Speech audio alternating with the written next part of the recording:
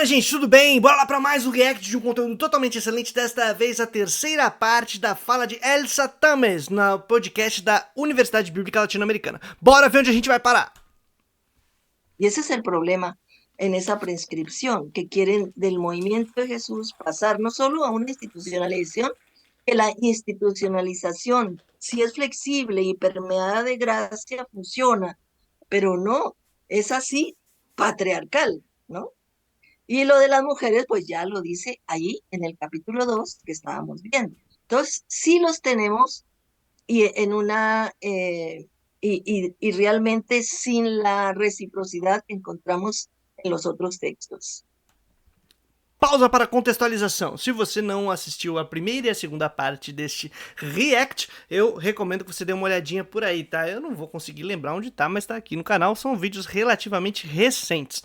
Bom, o que acontece é o seguinte: a Elsa Tames tem um livro chamado As Lutas de Poder nas Origens do Cristianismo, que ainda não foi traduzido para o português, nós gostaríamos muito, mas caso você queira ter acesso a esse conteúdo de maneira lida e comentada, linha a linha, a gente está fazendo isso na nossa campanha do Apoia-se, que vai estar aqui na descrição. De todo modo, quem sabe um dia a gente traz aí para o português. Esta fala, ou este podcast todo, é em torno deste comentário, que é um comentário da Elsa à carta de 1 Timóteo. Esta carta é uma carta que tem questões muito problemáticas do ponto de vista da libertação das pessoas que são oprimidas em relações de dominação patriarcais ou de exploração do trabalho e, bom, outras coisas também. De todo jeito, a Elsa está apresentando as chaves de leitura para uma leitura crítica desse texto e compreender o contexto, como está acontecendo e tudo mais, não necessariamente para passar um pano e salvar o texto bíblico de seus problemas, senão, ao contrário, saber manejá-los, como criticá-los e sacar dessa passagem crítica uma recuperação de determinados conteúdos fundamentais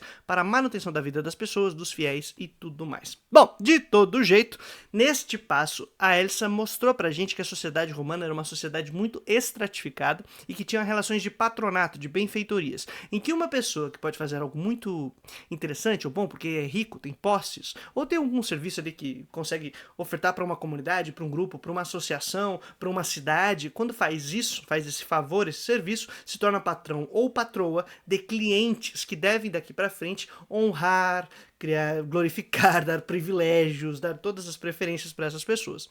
Então as pessoas ricas se beneficiavam disso e nem precisava ser muito rico, é só você ser um pouco mais rico que o outro que você coloca quem está abaixo da sua estratificação social para tentar ser seu cliente e tudo mais. Só que esse é o modo como a sociedade romana se organizava. As sociedades semitas, em especial da tradição judaica, que está ali no início do caminho de Jesus, né, dos seguidores do caminho de Jesus, esta galera não se organizava assim, senão ao contrário. E aí você tem conflitos. O texto de Timóteo é escrito mais ou menos no 2º século depois de Cristo, ou 2º século da Era Comum, enquanto eles estão trabalhando essas questões e tentando suportar a perseguição contra cristãos, criar uma nova estrutura institucional, você tem vários problemas, várias contradições, vários conflitos. E a Elsa está chamando a atenção de que a institucionalização de uma dinâmica de patriarcado trouxe vários problemas. E era uma tentativa de adequação à sociedade para não ser tão perseguido pela sociedade externa e, ao mesmo tempo, tentando manejar problemas internos à comunidade. E nesses conflitos temos aí várias contradições ou textos problemáticos para os nossos dias, ou mesmo para aqueles dias propriamente dito. Então isso tudo ficou registrado neste conteúdo da carta de Timóteo. Dito esta parada toda, é fundamental a questão da institucionalização. Não é uma negação da instituição, senão de reconhecimento do problema que é você institucionalizar e não ter critérios para a crítica da própria instituição. Sigamos! Y bueno, ya usted me habló también de las diferencias con Efesios. Por ahí habíamos hablado en algún momento, y me gustó la frase, herejías del diablo, o algo parecido. Y me gustó la frase. Entonces, ¿qué podemos decir acerca de eso? Porque lo tenemos un poquitito relacionado con ese tema. No, pues es eso, ¿no? Estas otras enseñanzas, o sea, en esta nueva casa patriarcal, un pensamiento debe ser solo una doctrina y esa es la única sana que debe existir. No hay diálogo, no hay que ver con el otro, ¿no? Entonces, los que enseñan diferente, que en este caso serían los gnósticos, que proponen nuevas formas de vivir, de no casarse, mantenerse vírgenes, no comer ciertos alimentos, etcétera. Entonces, eh, ellos son los del diablo, ¿verdad? Porque él habla así, en los días potreros habrá estos que prohíben el matrimonio, ¿no? Prohíben el matrimonio. Y la cosa es que él dice no, que se case, ¿no? Y la respuesta, sí, para no ser tan duros, yo entiendo. Una es contra esta forma de pensar de otros que dicen que no se casen. Y la otra es el ataque feroz que están teniendo de parte de la sociedad grecorromana, que es muy hostil, y sobre todo por el liderazgo de las mujeres, ¿verdad? Entonces, aquí tenemos eso. Ahora, bueno, hay un punto muy importante acá que no he mencionado, Opa. que también veo que por eso está muy enojado el autor que escribió esto, es hay luchas de poder, Ujú. hay luchas de poder. ¿Quiénes están? Dice, porque si alguien quiere ser episcopo, está bien, pero no debe ser mujeriego, debe ser esto, no debe ser borracho, que no sea Toda la corrupto, que lista no le guste el sí, dinero, bueno, toda la lista, ¿no? De cómo debe ser. Pero este, estos episcopos, uno puede preguntar, ¿quién está aspirando? Entonces digo, ¿serán las mujeres ricas? ¿Serán estas mujeres? Cara, isso no texto da Elsa é brilhante. Quem que tá querendo assumir posições de liderança a ponto de exigir uma prescrição tão forte e tão contraditória em determinados pontos? E aí ela começa a tentar buscar essas suspeitas. Se há um tipo de reprimenda contra mulheres e um grupo específico de mulheres, que são as mulheres ricas, o que está acontecendo nessa comunidade? E ela começa a fazer uma reconstrução histórica a partir dessas suspeitas dos conflitos. E aí você consegue compreender melhor as dinâmicas que estão por trás do texto para compreender como são as articulações internas ao texto entre as questões dos ensinamentos, que seriam ensinamentos estranhos ou estrangeiros ou esquisitos, que não estariam de acordo com o que era da tradição, do ponto de vista de quem está escrevendo a carta, da tradição do caminho de Jesus, a prescrição a respeito de gênero, a prescrição a respeito dos servos, e aí essas combinações a Elsa consegue fazer a partir não do apaziguamento, da pasteurização do texto, mas de explorar seus potenciais conflitos. Então, se alguém está dizendo que a mulher não pode fazer isso, significa que tinham mulheres que estavam fazendo. E isso é uma parada sensacional. Então, bora lá. O Y incluso los luego esclavos hay un o las texto que, viudas. mira, exactamente, ahí podemos ver eso con las viudas del capítulo 5. A mí me fascinaba ese, que nadie, cuando era joven, que nadie tenga en poco tu juventud, Timoteo. Y lo saca uno del contexto, pero uno sí se pregunta, ¿y quién está teniendo en poco la juventud? ¿Ah? ¿Quién está teniendo en poco la... ¿Quién se lo está pasando por alto a Timoteo? Y le dice, no te apresures a ordenar, a imponer las manos, cuidadito te apresuras. ¿Quién está queriendo esos puestos? ¿Quién está queriendo ser, verdad, que se le impongan las manos? Recuerda tu mandato primero cuando a ti te pusieron las manos, ¿no? No te apresures a esto.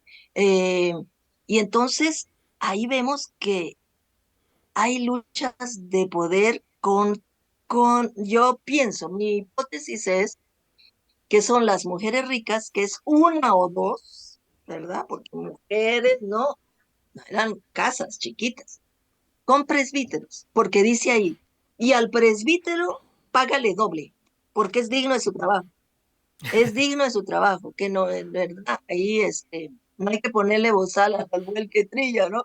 Él es digno de su trabajo, págale doble. ¿Ves? Se trata aquí de un problema que tiene que ver con lo económico. El episcopo decía para dónde iba el dinero, normalmente. El episcopo era como el coordinador de presbíteros, ¿no? Todavía. Ponto importante, então. Aqui a questão não é de um cargo ou uma função profissional da pessoa, que é diferente de como a gente compreende hoje, ou compreende depois como vai rolando uma divisão própria do trabalho religioso, inclusive, em que a gente começa a ter os cargos e essas funções. Aqui é uma questão de ordenação desse trabalho comunitário, em que as pessoas vão dividir suas tarefas para que a comunidade sobreviva, mas as pessoas estão vivendo suas vidas, tá? O encontro é nas casas, não tem um templo, propriamente dito, essa coisa toda.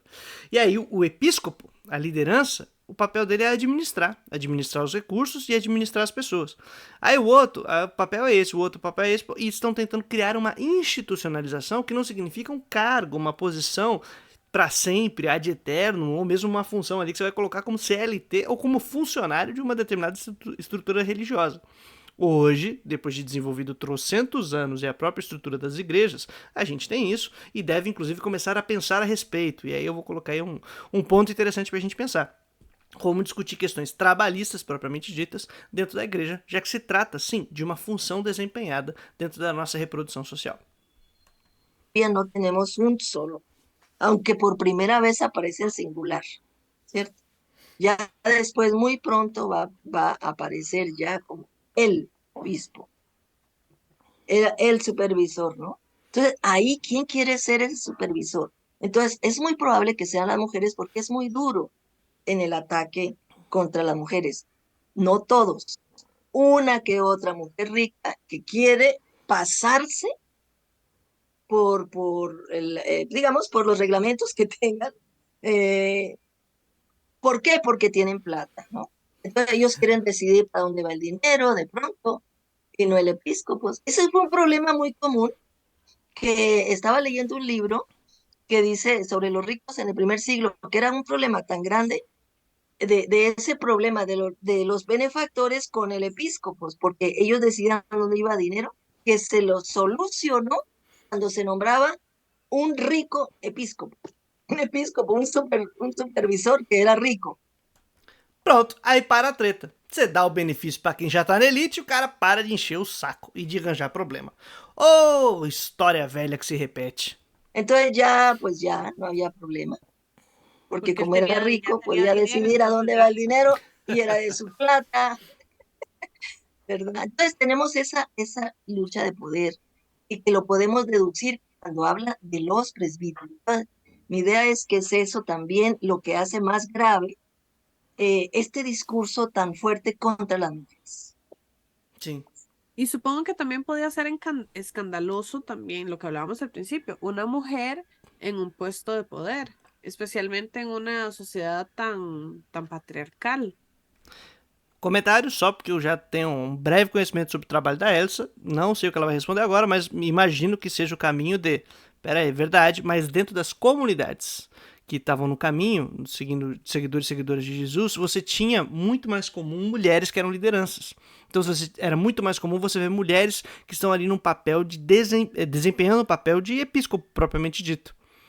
Antes de estar institucionalizado como uma divisão de tarefas propriamente ditas, mulheres estão conduzindo muitas das comunidades. Isso aparece em Atos dos Apóstolos, isso aparece nas cartas de Paulo, quando ele se refere a muitas mulheres que são lideranças e que estão organizando os grupos e tal. Então a gente tem que pensar isso, que é um problema da estratificação e do patriarcado propriamente dito, não só no conflito interno, mas em relação à ordem social hegemonizada. Então você tem uma luta de resistência, não necessariamente pensada ali, planejada, mas dentro do que está rolando, o que muitas vezes acontece, né? Os oprimidos vão se organizando e vão criando umas paradas que nem tinha sido planejado, mas que isso é afrontoso do ponto de vista da ordem social vigente. Donde el hombre es el que maneja todo. ¿O estoy equivocado? Pues mira, no tanto porque en aquel entonces la sociedad se organizaba por clubes o, ¿verdad? Colegias se llama, colegias. Sea de oficio, zapateros, panaderos o banqueros, depende del estrato, ¿verdad? Se organizaban y ahí tenían benefactoras que eran de plata. Entonces tenían su presidente, su tesorero, su eso. Yo creo que mucho las comunidades vivían en clandestinidad y yo creo que muchos se salvaron de ser arrasadas porque, aunque no, arrasadas, ¿por qué? Porque no adoraban a César, ¿no? No le rendían culto a César. Pero pasaban como clubes, como colegia, ¿verdad? Como cofradías. Associações, confrarias, clubes, colégios, colégias seria o nome em latim propriamente dito. E é curioso porque no texto, quando a Elsa trata disso, no livro dela, você vai compreendendo, inclusive, a confusão que você tinha, porque tinha esses colégios, esses grupos, como a Elsa trabalha lá, não sei se ela vai avançar aqui, mas que eram em torno de questões religiosas, de culto, às vezes de garantir o funeral digno para alguém, essa parada toda. Então era muito comum da galera que não não fazia parte da tradição semita, que está se convertendo como gentios, né, como a gente chama no texto bíblico, que estão chegando, aderindo ao caminho, começando a participar, tratar aquele grupo, aquela comunidade, como se fosse uma associação qualquer de outra divindade, de outra religiosidade, de outro espaço. Então já quer reproduzir essa mesma dinâmica dos benfeitores ou das benfeitoras às associações, às comunidades, a esses grupos, a esses colégios, essas confrarias, dentro da dinâmica que você tinha nas comunidades do caminho. Só que toda a estrutura inicial não funcionava nessa dinâmica. Então você tem novos conflitos surgindo com a passagem do tempo.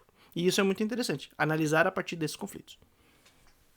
Y ahí sí había muchas, o sea, en muchos colegios había mujeres líderes. Entonces acá ellos confunden lo que es la comunidad cristiana, la iglesia, con un colegio, ¿verdad? Y quieren hacer lo mismo que en las colegias, ¿no?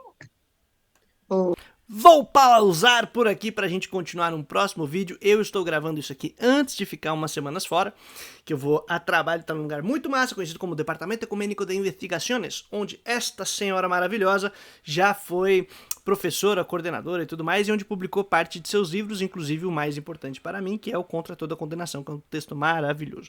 De todo jeito, minha gente, se você puder dar uma força aqui no canal, gosta desse tipo de conteúdo, dá uma olhadinha aqui na descrição do vídeo, que nós temos os nossos cursos, as campanhas do Apoia-se, ou manda um Pix para dar uma força para nós. Tudo bem? Os vídeos serão um pouquinho mais curtos, pra gente poder ter um tempo, e quando voltar, a gente volta para reacts um pouco mais longos. Agradeço a paciência até aqui. O próximo trechinho do vídeo sai em breve num novo react a Elsa Tames. Um grande abraço, minha gente, trazendo a boa nova todo dia útil até a vitória final.